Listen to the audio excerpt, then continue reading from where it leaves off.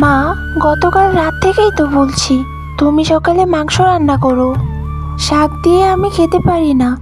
এই সংসারে তো দেখি আমার কোনো গুরুত্বই নেই। আমার কথা কি তুমি শুনতে পাও না নাকি মা? বলো। রাত্রি, আস্তে কথা বল। এভাবে কেউ মায়ের সাথে কথা বলে না। আর শাক খাওয়া সকালে কতটা স্বাস্থ্যের জন্য ভালো তুই কি জানিস?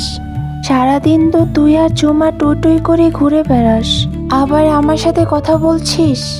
তখন থেকেই তোমার কথাগুলো শুনে যাচ্ছি মা। তুমি আমার বোনের সাথে যাই নয় তাই বলছো। একটু মুখটা সামলিয়ে কথা বলতে পারো না মা? তোমার মুখ দিয়ে যা আসছে তুমি তাই বলছো। আর কথায় কথায় আমাদের দুই বোনকে ছোট করা কি বন্ধ করবে তুমি? আয়াতকে তো তোমরা কেউ কিছু বলো না, শুধু আমাকেই বকাঝকা করো আর আমার বোনকে। চল বোন, আমরা এ খাবার খাবো না, ওদের খাবার ওরাই খাক। আরে বড় আপা, মেজো আপা, তোমরা একটু দয়া করে শান্ত হও। তোমরা শুধু 5 মিনিট বসো, আমি তোমাদের জন্য তোমাদের পছন্দের খাবার তৈরি করে এনে দিচ্ছি। আর তোমাদের পাতের শাকগুলো আলাদা করে রেখে দাও, আমি পরে খেয়ে নিব, কেমন? তাও তোমরা এভাবে মার সাথে কথা বলো না বোন, আমার খারাপ লাগে। তোরা কি এসব কথা বলা চুপ করবি, নাকি আমি খাবার ছেড়ে উঠে যাব? এইরকম ঝগড়াটে আর অকর্মা মেয়ে কারো ঘরে না দেখ। কখন কিভাবে কথা বলতে হয় এটাও তোদের শিখাইতে পারলাম না। মা বাবার সাথে কিভাবে কথা বলতে হয় তা কি জানিস না তোরা? আর তোদের ছোট বোনের থেকে কিছু শিখতে পারিস না তোরা? কি গো গিন্নি, আমার 3 মা কোথায় গেছে? দেখছি না যে। মেয়েগুলো আর কোথায় থাকবে, দেখো গিয়ে ঘরেই আছে।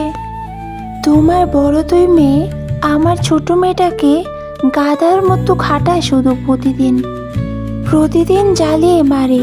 ছোট মেয়েটা শুধু মুখ বুজে সহ্য করে সবকিছু।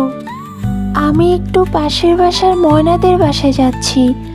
ওর মাটা অনেক দিন ধরে অনেক অসুস্থ, একটু দেখে আসি গিয়ে এখন কি সুস্থ হলো নাকি।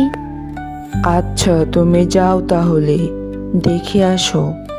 আর আমি এখন খেয়ে নিই, আমার অনেক খিদে পেয়েছে।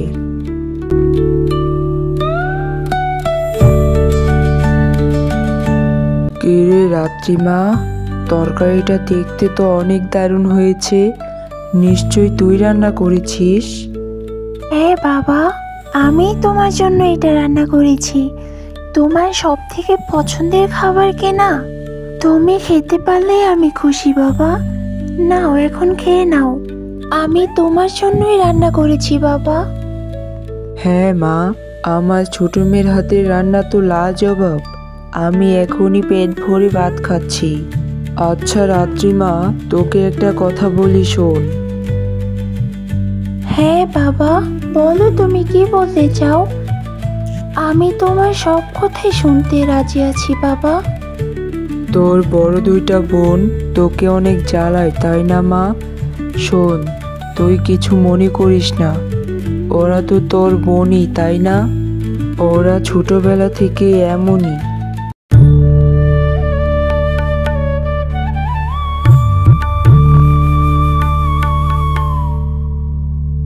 বড় আপু, তোমাকে এখানে কেন এনেছি জানো? বাড়িতে তো কথা বলার কোনো জোই নেই, সবাই কান পেতে থাকে। আমরা কখন কি কথা বলি। দেখো আপু, এইভাবে আর চলতে পারে না। হ্যাঁ আপু, তুমি ঠিক বলেছ।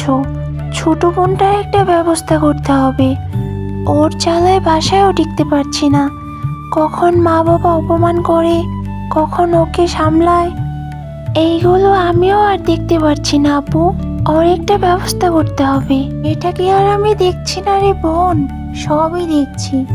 দাঁড়া, আজই ওর একটা ব্যবস্থা করবো রাতে। হ্যাঁ আপু, আজকেই ওর একটা ব্যবস্থা করতে হবে।